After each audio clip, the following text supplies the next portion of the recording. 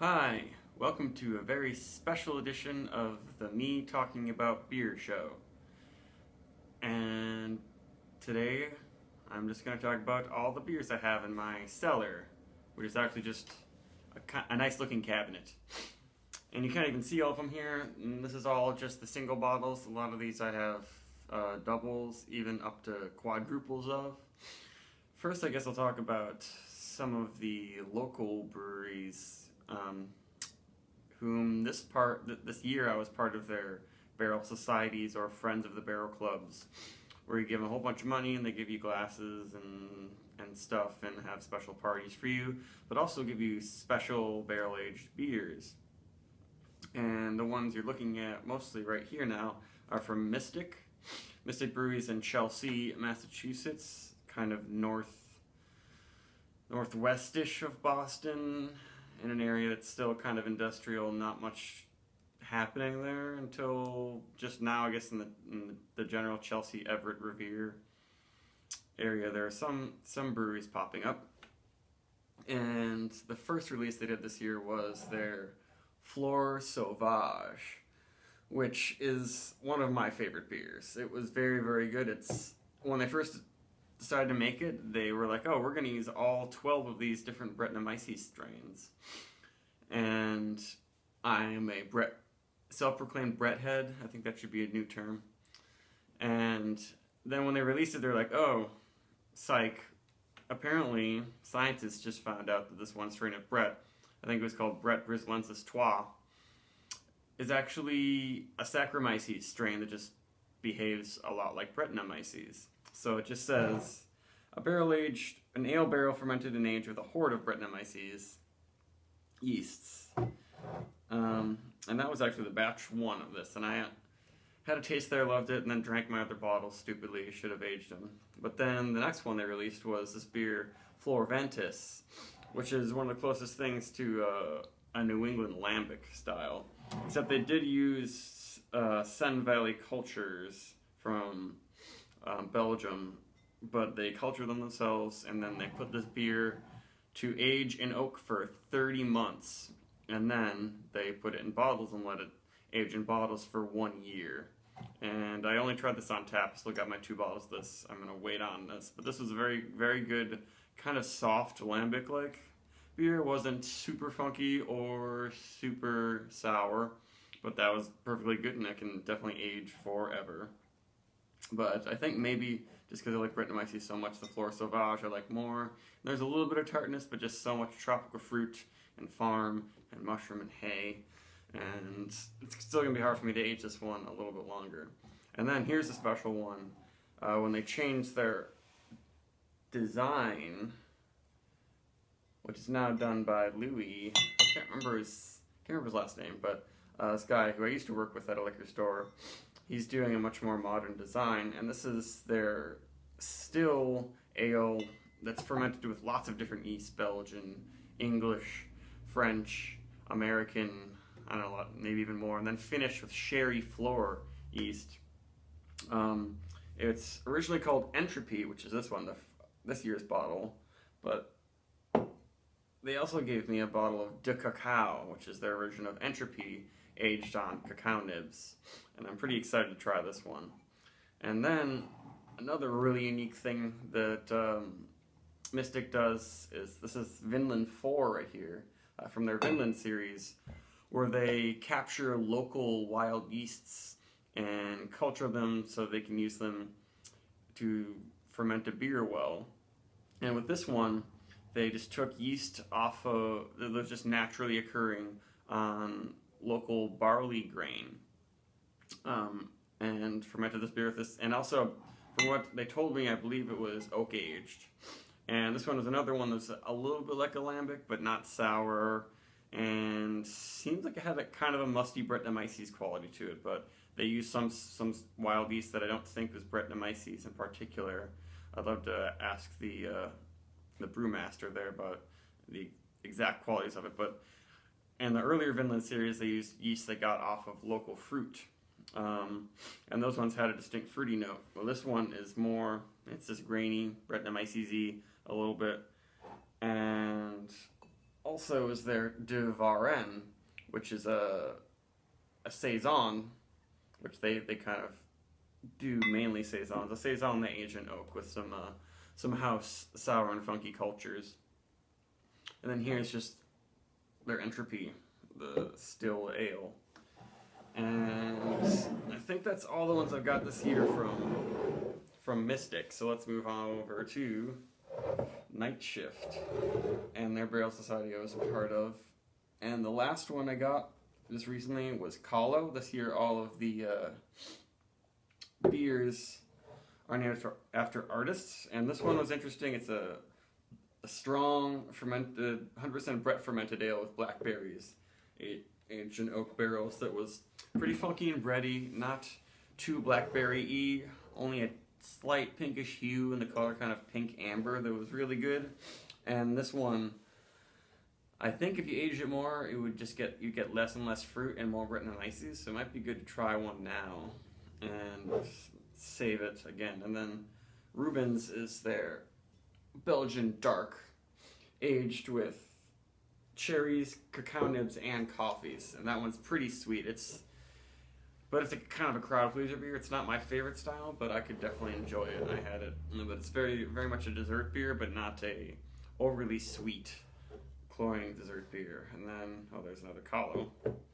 And Sargent was a really interesting one, which was a barrel-aged mixed fermentation sour ale, so it has Saccharomyces, Brettanomyces, and probably Lactobacillus, at least in there. Golden ale aged with tangerine and clementine zest, and it wasn't very funky or sour, especially in the aroma, and then you taste it, and it would just be this bright explosion of sort of Sprite-like flavors, so it was very nice.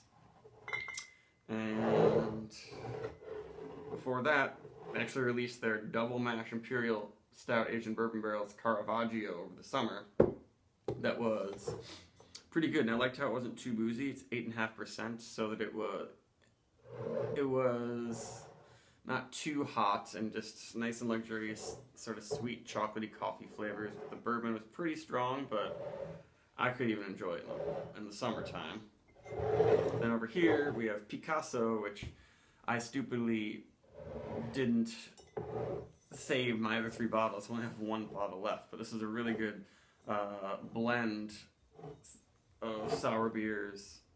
Yeah, that comes out being sort of amberish, red, dark red. That was very good, and I haven't had it for a while. I should have had it recently at the Barrel Society party because one of my friends told me it was really great. So I'm not sure when I'm going to want to try this one. Some special occasion. And over here, there's Saison,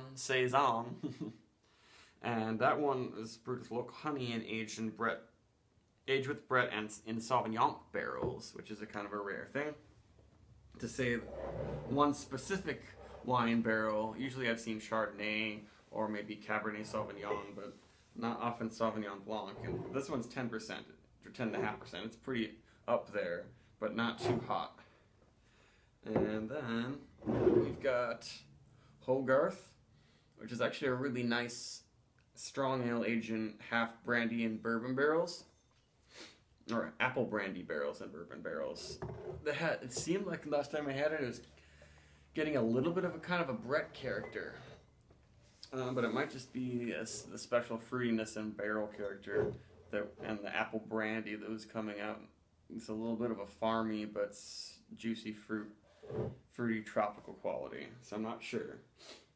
And then the last beer, the only one I have from last year's Barrel Society's Pluto, their sour ale aged with raspberries and Brettanomyces that was pretty tart, not like hugely sour, and very, very raspberry, especially when I had it at a party at their Barrel Society party last week, and it was still extremely raspberry-y, but that, of course, I think came from a keg they were aging for a whole year. And in a bottle, I think funkier things can happen, especially with Brettanomyces, because if there's a little bit of oxygen getting in there, the Brettanomyces will use that to create some acetic acid, and perhaps other funky things will happen. Alright, so that is all of it from Night Shift and Mystic. So let's keep going with some of the local stuff. So here is a Jack's Abbey beer with their new kind of label designs. And then their older one. This is the Bride Maker, which is their lager wine aged in the bourbon barrels, which they before aged their Imperial Stout like beer, Framing Hammer. It's a Baltic Porter, and then they aged it in this. So it's almost, I guess, maybe they were doing this before or about the same time that Goose Island started doing their Bourbon County barley wine. And this is kind of similar. It's 13%, so up there. I remember this being pretty good and sweet and cake-like when I had it last year. This bottle is now, I guess, a year and 4 months old, so I might want to drink it soon. But of course, it's 13% alcohol. It's going to go for a while. And then here's a newer barrel-aged one from their sour project, their cranberry barrel-aged sour. That I remember when I had their tangerine sour from the same time, it was a little bit undercarbonated, so I thought it'd be good to age this one a while to see if we can get the carbonation up. Because it's always nice with these spritzy, fruity sours to have a good amount of carbonation, or else, you know, that all the acid will make the head just die down and it'll look kind of flat and not quite appetizing, even though I remember that their tangerine sour being very high quality and complex. Okay, now let's move over to something sad here. We've got 2 bottles of this Pretty Things Fuma Papa. Their smoked malt version of their barley wine Barba Papa. And Pretty Things is not making any more beer. They just closed up shop, or basically stopped contract brewing at Buzzards Bay Brewery in Westport. It was a husband and wife team who were very good people, showed up around the community all the time and made a lot of rarer and slightly creative European and English styles that didn't really go along with the trends in America very much. So it'll be sad to see them go, but at least I've got 2 bottles of this really fantastic 12% alcohol, slightly smoky Imperial Stout that if you see any bottles of this around, I think there's some still floating around, I would snatch them up. Very high quality, very English take on it, and I haven't tried this one, but Brewmaster Jack has been making a good series of double IPAs recently, and this is their Tennessee Prince, a quadruple aged in whiskey barrels that is way up there, 11.5% alcohol. And this one also just came out, so I'm not sure when I'm going to want to do this one. But all these beers is kind of giving you a sense of what I'll be reviewing over probably the next year or so. Some of these I'll age more than that, but I found that you may have seen some of my reviews, that it's not all beers age really that well over a year. So I've had some beers that they lost their full rich body. That's different. It's different for sour beers, but a lot of the bigger, stronger, not sour beers I've actually really enjoyed fresh a little bit more. In this one I want to try to age. I believe this came out in July. And this was bottled in July, but it's Logsdon Saison Bretta, which is one of my favorite, just straight up Brett Saisons with nothing else, no barrel aging or special hopping or anything. It was just really, really good quality, soft, fruity Brett with a little bit of funky farminess, but everything was just really done really well. And I recently reviewed their regular Saison, the unbrett version of this one, and loved that. I think that's one reason why this is so good, but I want to see what happens if I let this age a little bit longer. And it's interesting that they also have wax on here, so that might prevent some sourness or something forming if some oxygen gets in there and mingles with the Brett that's still working. And then here is one that I think is still available too. It's Double or Nothing from an Otter Creek and Lawson's Finest Liquid collaboration.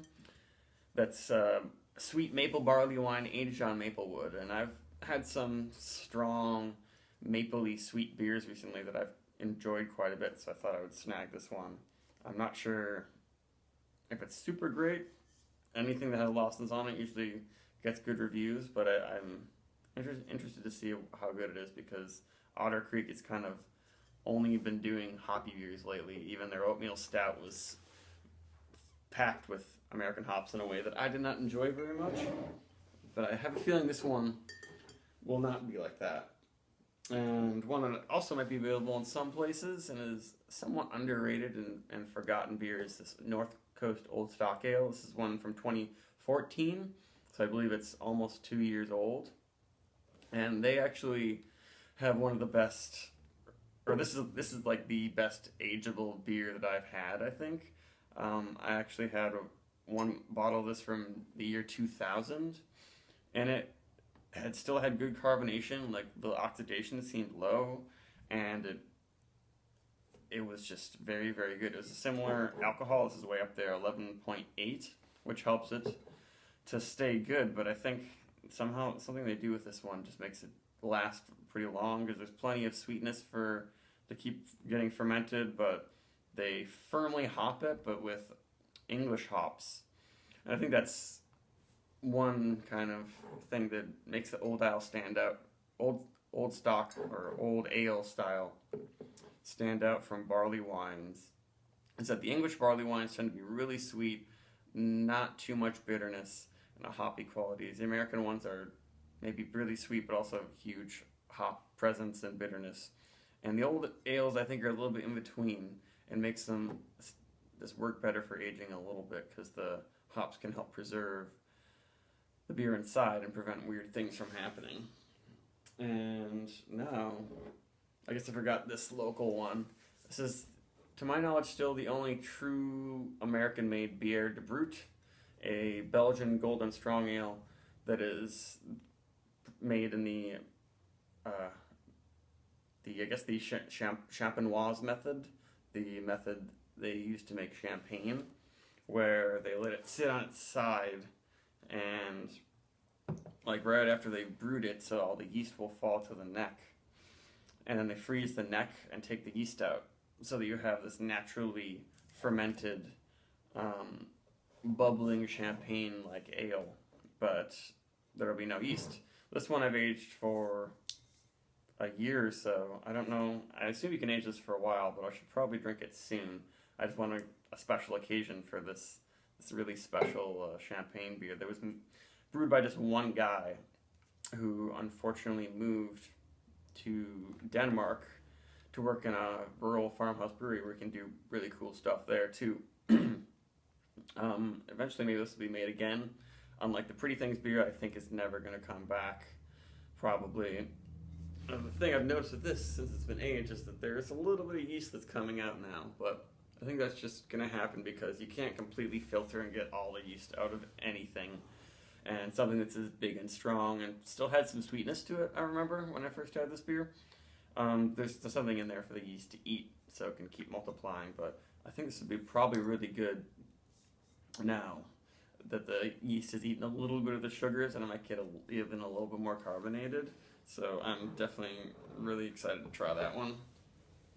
And here's some of the stuff I still have from when I went to the Midwest recently. Most of the stuff I brought back was hoppy and I drank it fast, but of course New Glarus is known for a lot of their slightly tart barrel-aged fruity beers, and this is the only one I haven't tried from them. It's the Wisconsin Belgian Red that I believe uses Belgian yeast or Belgian roasted barley and local cherries, and it's supposed to be not really a normal Belgian sour type complex funky thing. It's a lot of their fruited, slightly oak aged, slightly sour beers are all about the fruit flavors, and this one is consistently ranked among the highest beers that are just called fruit beers. It's not really called a wild ale or a sour ale because it's definitely different from most of those. And then here's their Berliner Weisse, which I like quite a bit. And this one actually is also slightly oak aged with Riesling white grapes that adds a nice white grape juicy quality to it. And what's interesting is that I noticed that this, when I first had it over the summer, fresh, was very, very, very highly carbonated. And then this age bottle of it has actually gone down the carbonation a little bit. It's still high, um, but I wonder if it's not the best beer to age because it's only 4% or maybe even lower in alcohol. And then here's the final and weirdest and most special beer, perhaps, is a J.W. Lee's Harvest Ale. And let's see if you can get a good look at it. It's from 1986. Let's see. The first year I ever brewed this one. This is one of the probably the classic ageable English barley wines. It's like 11 something percent alcohol, and this is like a 9.68 ounce bottle. You can see the cap is getting all rusty and dirty on top. This is another special thing I found in the basement of a liquor store I worked at. And it's just fun because this beer was probably bottled around the exact same time that I was born, in the fall or early fall of 1986.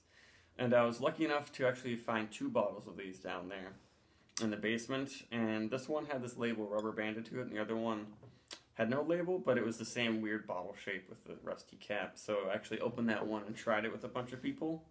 And it didn't smell horrible, it didn't taste horrible, it just had a little bit of a weird burn to it. But it definitely aged better than many other much younger beers I'd had. I'm guessing that it may have still been good if it had been aged properly, but if it were just actually sitting in that basement for 28 years or so, whenever I'd had it, it had gotten humid and warm and very cold and not been preserved correctly. So these are all the different beers that I will probably be trying in the next year or 2. I guess there's a lot here. All right. If you want me to try one, tell me now. Goodbye.